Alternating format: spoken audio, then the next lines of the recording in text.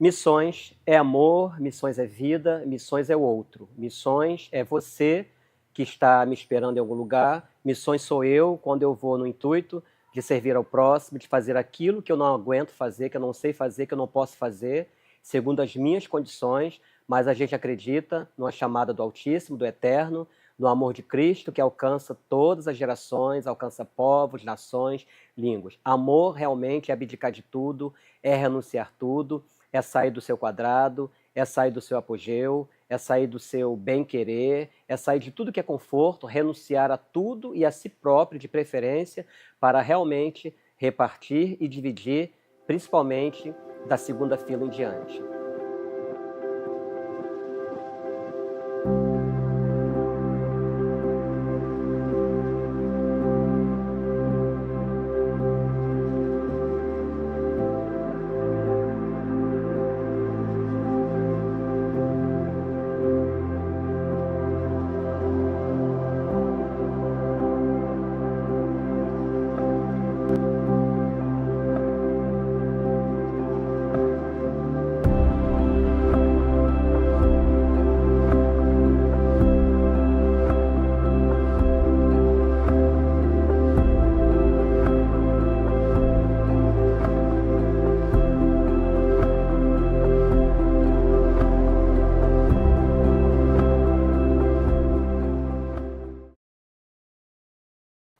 A Guiné-Bissau me descobriu quando, numa ministração de uma missionária da Guiné-Bissau que esteve em nossa igreja no ano de 2010, e ela veio falar da terra da Guiné-Bissau. E aquilo ali foi trazendo para mim uma alegria incontrolável e uma emoção muito forte. E eu era, na ocasião, pastor da igreja, e no apelo que ela fez, eu estava em pranto, aos pés dela, chorando, me entregando para conhecer de perto a Guiné-Bissau, um país que fica na África Ocidental, um país pequeno, é menor até mesmo do que Rio de Janeiro, com 27 etnias, cultura diferente, aonde nós ficamos completamente perdidos se nós não nos adequarmos à situação do dia a dia. Mas é um país encantador, é uma terra fenomenal, e a gente ficou encantado quando conheceu, e desde que eu conheci Guiné-Bissau, nunca mais quis sair de lá. De fato, sair daqui para lá é você sair do seu conforto, você sair do seu eu, você sair dos seus princípios, você sair de toda a sua comodidade para poder entender outros princípios. Quando eu falo de outros princípios, eu falo praticamente de uma Bíblia prática, onde você vive o amor, onde você exala amor, precisa ter amor para você entrar numa outra cultura. Como é que pode você sair de uma terra em que você tem toda a sua comodidade, tem o seu conforto da sua casa, você pisar numa terra que não tem nem luz, nem energia, iluminação, não tem água potável, não tem estrutura, não tem uma educação, não tem uma saúde como a nossa. Muitas vezes a gente até reclama da nossa saúde, da nossa educação, mas aqui funcionam as coisas. E como é que você vai para uma terra dessa que não tem nada de estrutura? Realmente é você sair do seu, entrar praticamente no túnel do tempo, descobrir uma terra que parecia que estava morta, parecia que foi abandonada, 1500, 1600, e você vai e descobre essa terra que tem muita coisa para você fazer lá.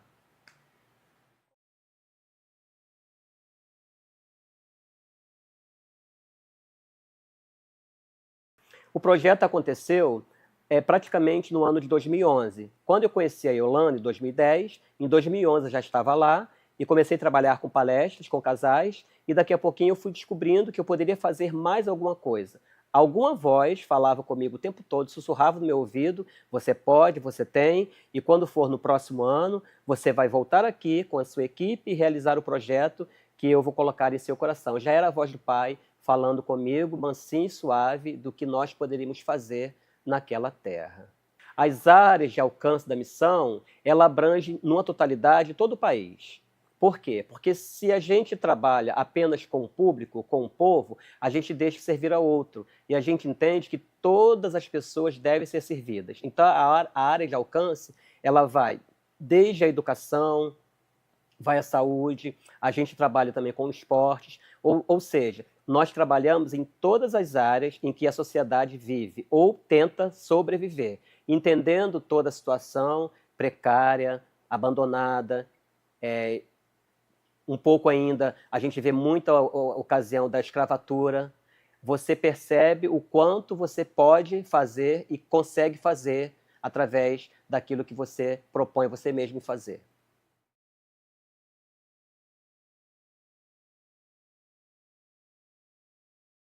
Quem pode ir para Guiné-Bissau? Boa pergunta. Você pode ir para Guiné-Bissau, eu posso ir, todos nós podemos ir, desde que a gente entenda que nós vamos servir, nós vamos sair literalmente do nosso apogeu, vamos renunciar um pouco de nós mesmos para poder servirmos. Porque quando nós chegarmos na Guiné-Bissau, nós não podemos chegar na mesma visão que a gente saiu daqui, porque nós vamos enfrentar muitas barreiras, barreiras culturais, barreiras religiosas, barreiras de costumes, e a cultura é muito vasta e, por causa disso, você precisa, pelo menos, um certo preparo. A receptividade do povo é uma coisa assim impressionante. É um povo que, quando eu pisei pela primeira vez, ele te olha meio desconfiado, porque é um branco, está chegando na minha terra, como assim? E aí você começa a ver uns olhinhos, né, meio desconfiados, um povo bem intimista, e você precisa começar a contagiar, você precisa mostrar que você não é um branco, você não é uma pessoa poderosa, você não se coloca acima deles, você entende que naquele momento você precisa ser um com eles, e dessa forma você consegue fazer o que de fato você vai para fazer lá. Quando as pessoas perguntam quanto é ir lá, esse projeto é caro? Aí eu pergunto, quanto vale uma alma? Quanto vale uma vida? Quanto vale você colocar uma colher de comida na boca de uma criança que come uma vez ao dia? Quanto vale você pegar uma bola de meia e levar uma bola mesmo, de verdade, chutar com alguém e fazer um projeto de futebol? Quanto vale você pegar umas crianças, adolescentes, e fazer uma maratona? Quanto vale você pegar umas mulheres, que muitas vezes não têm o que fazer, e colocar para elas uma cooperativa de costura?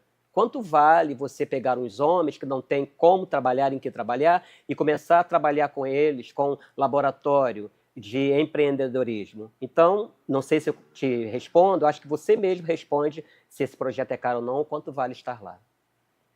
As pessoas perguntam, para ir lá, tem algum preparo? Na verdade, o preparo começa em você, mas tem alguns critérios que realmente devemos observar, desde a saúde até a cultura. A saúde, geralmente, nós nos cuidamos muito, nós fazemos muita profilaxia, nós tratamos todo tipo de documentação e tem também o preparo para o campo. Esse preparo a gente chama de preparo transcultural. Por isso nós temos uma escola de missões hoje, chamada MIMAM, onde prepara voluntários para entender o que é sair do seu país, o que é você entrar numa outra cultura, entrar num outro país, entender as estratégias e quais são os planos de metas e ações que você vai praticar naquele lugar. Então tem sim um certo preparo para poder estar lá. A população da Guiné-Bissau é uma população que, na sua totalidade, conta-se em torno de 1.600.000, 1.700.000 pessoas. Entre dessas tais, a grande maioria professa o islamismo, e tem ainda um grande número que é animista, e ainda muitas religiões folclóricas. O cristianismo lá está em torno de 1 a 1,5%, mas é esse aspecto que você vai encontrar. Tem 27 etnias, como eu falei, é um povo, ao mesmo tempo, é um povo unificado, mas tem algumas certas diferenças de tribo para tribo, de local para local, e você vai andando de acordo com cada cultura que é apresentada naquele país. Existem pelo menos 27 línguas nativas, tá? Além do crioulo, que é a língua nacional, e o português, que é o português luso, português de Portugal. O português é a língua oficial, onde as crianças, a partir do 2º ano, elas são obrigadas a aprender nas escolas. E tem o crioulo também, e mais as 27 línguas das etnias. Cada ano são experiências assim maravilhosas, muitas me impactam, muitas experiências nos impactam. E eu lembro de algumas experiências, tá? A gente tem experiências no mar, a gente tem experiências nas estradas, a gente tem experiências nos aeroportos, a gente tem experiências em diversos lugares da Guiné-Bissau. E uma das grandes experiências que nos impactou muito foi nós chegarmos numa aldeia e lá existir um certo vulto, uma certa crendice, que existia um espírito que colocava medo nas pessoas, e esse espírito até se materializava. E a gente entendendo isso, e a gente olha para nós mesmos, né? Eu olho para mim e digo, o que eu vim fazer aqui? Ou deixo as pessoas da mesma forma eu mudo. Então nós começamos a desafiar essa tal criatura, esse tal espírito, não apareceu nada, e por causa disso a gente começa a desmistificar essas coisas que existem no país que acabam deixando as pessoas medrosas e não deixam as pessoas se abrirem para o Evangelho de Cristo, que é maravilhoso tê-lo.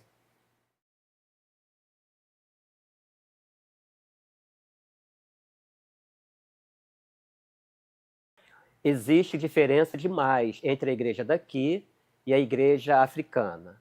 A igreja daqui, eu posso dizer, a igreja ocidental, ela tem muita diferença. Aqui nós temos o nosso modernismo, aqui nós temos as nossas liturgias, aqui nós temos a nossa mídia, aqui nós temos toda uma programação, nós temos energia, nós temos som, nós temos... Não, lá é o que eles têm. Então, como um povo, ele conta e canta muito a cultura dele, a gente tem cultos lá que são muito dançantes, são com muita vibração, mas é muito natural, é muita coisa natural, muita coisa da terra. Então, por exemplo, você vê mulheres entrando lá pela igreja com latinhas, né, essas latinhas mesmo de baldezinhos pequenos, e dançando ali para poder fazer a oferta. Você vê as pessoas pegando objeto, pegando bolsa, pegando cadeira, coloca na cabeça, começa a dançar. Por quê? Tudo eles querem colocar para louvar a Deus. Literalmente, eles louvam a Deus com o corpo, e tudo que está em volta louva o Senhor. Cumpre na vida deles o que está escrito nos Salmos. Tudo que tem fôlego, louva o Senhor. E até os seres inanimados, como eu falei, eles jogam para dentro também, para todos louvarem o Senhor.